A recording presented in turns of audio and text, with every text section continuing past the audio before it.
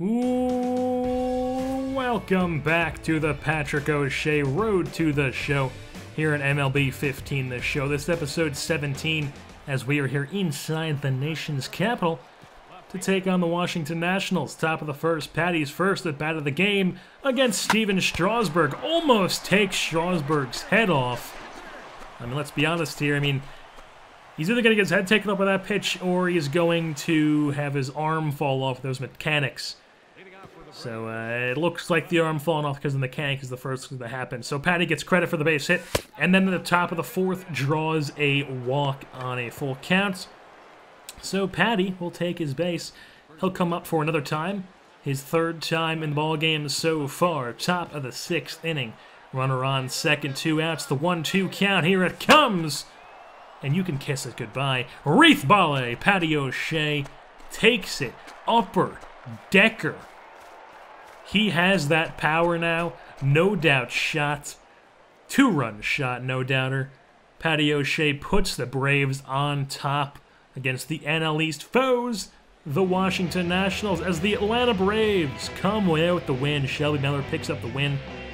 Patty goes 2 for 2 with 2 walks in the day. And now we'll pick things up in a series against the New York Mets at Citi Field. They're 7-6. We're 11-2. Off to a hot start to the season.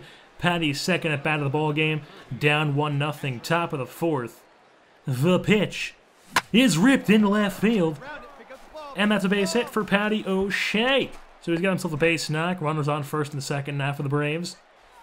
And we'll pick things up in the same inning on third base, and after advancing to third, as a shot from Christian Betancourt into the right center gap over the wall for a ground rule double, as Patty O'Shea scores, but it unfortunately goes 1 for 5 on the day, but they do win, as they improve their record even more. Mike Minor goes 3-0 in the season so far, and now in another game against the New York Mets.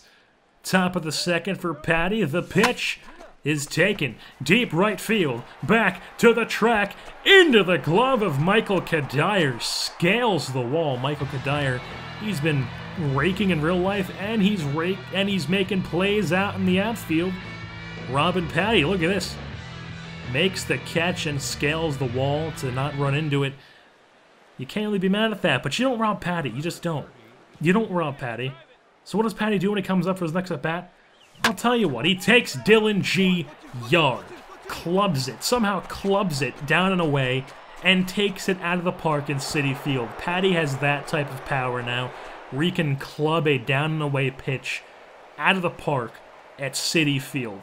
That is some mammoth power, if I do say so myself. As Dylan G gets the loss, and we win again. You just can't beat this team. Patty's not hitting the greatest, but I mean, 283, nothing to complain about. 283, 3 home runs, 8 RBIs on the season.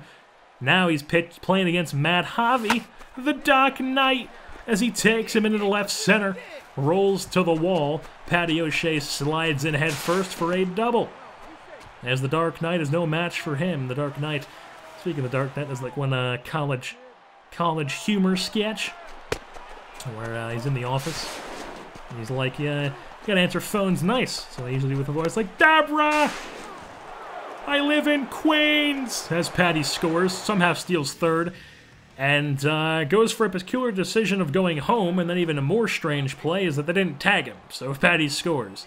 Later on in the ballgame, Patty draws a walk. And, by the way, that little college humor skit I was talking about, that was a Ray Romano type thing that they did in that, and little bit tidbit information that not many people know on this channel. I used to get a lot of comments on a channel that I used to post on before this, where people said I sounded like Ray Romano. So if you think I sound like Ray Romano, let me know in the comments down below. If not, I don't know. Maybe they're just crazy. But that'll wrap things up here for the episode 17 of the Patrick O'Shea Road to the Show. I've been your host, JerseyBorn, and I'm saying, do I sound like Ray Romano? And the men who made history for the orange, white and green, and the boys who fought in Dublin town in 1916. Well, some of them came from Kerry, and some from the County Clare, Dublin, Wicklow, Donegal, and some from old Kildare. Some from a land across the sea, from Boston and New York, and the boys who paid the black and tan, and the boys from the county